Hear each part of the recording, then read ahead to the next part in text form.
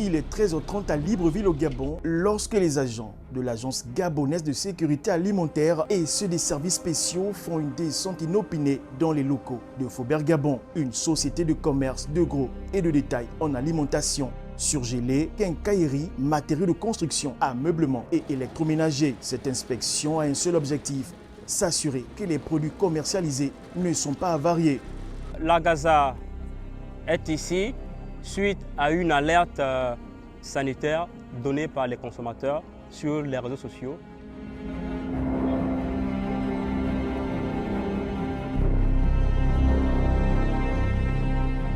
Après le tour du propriétaire, l'alerte s'avère positive.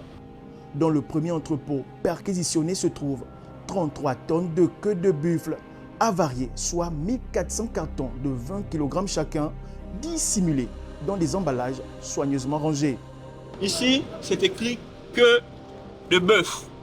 Or que ce qui est à l'intérieur, c'est la queue du buffle. Oui, donc c'est écrit sur les emballages, queue du buffle. Ici, on a 33 tonnes de queue du buffle, donc saisi pour défaut de qualité.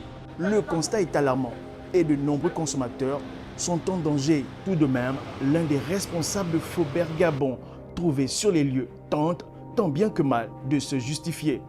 Lorsqu'il y a des constats d'avaries, on a une commission. Quand je parle d'avaries, ça peut être c'est beaucoup plus des produits qui peuvent être, les boîtes sont légèrement caboussées, les boîtes sont sales, les étiquettes sont déchirées.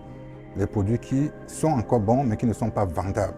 Il y a une commission qui se met sur pied et qui fait des propositions. On m'a saisi pour parler d'un problème lié à la qualité.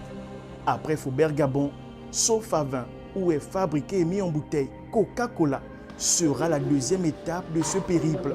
Dans cet entrepôt, la première matière de fabrication de ce jus, très appréciée par les consommateurs, est avariée. Et pour masquer cette supercherie, les responsables de Sofavin ont choisi de faire retirer les étiquettes de péremption. Les produits que nous avons observés dans la salle de stockage sont des produits de matières premières qui servent à la production des coca. Nous avons des produits aujourd'hui dont les dates de péremption sont passées depuis le 12 novembre 2024, alors que nous sommes déjà en décembre. Mais bien avant ça, nous avons constaté des produits sur lesquels des étiquettes avaient été falsifiées pour rapprocher la date de péremption. Afin que ces produits puissent être encore utilisés. À Faubert Gabon, rien ne se perd car tout se transforme au mépris de la santé des consommateurs. Lorsque c'est comme ça, il est reconditionné et revendu à des commerçantes. Il y a une commission qui est mise sur pied.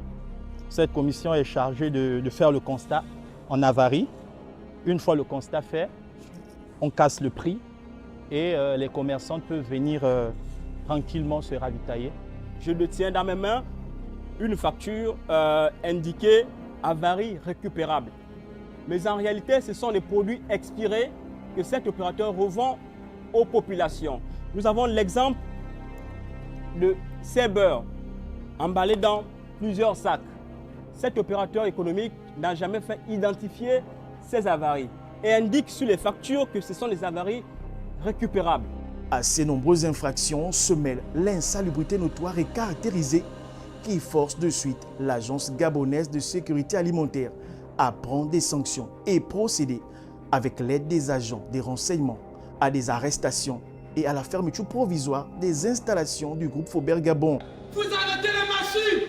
Personne ne travaille! Vous arrêtez les machines! C'est donc le début d'un long feuilleton dont l'objectif reste la préservation de la santé des Gabonais. Oui, c'est pour changer le Gabon, oui! Vous ne respectez pas les Gabonais, les Camerounais ne respectent pas les Gabonais. Les postes, les responsabilités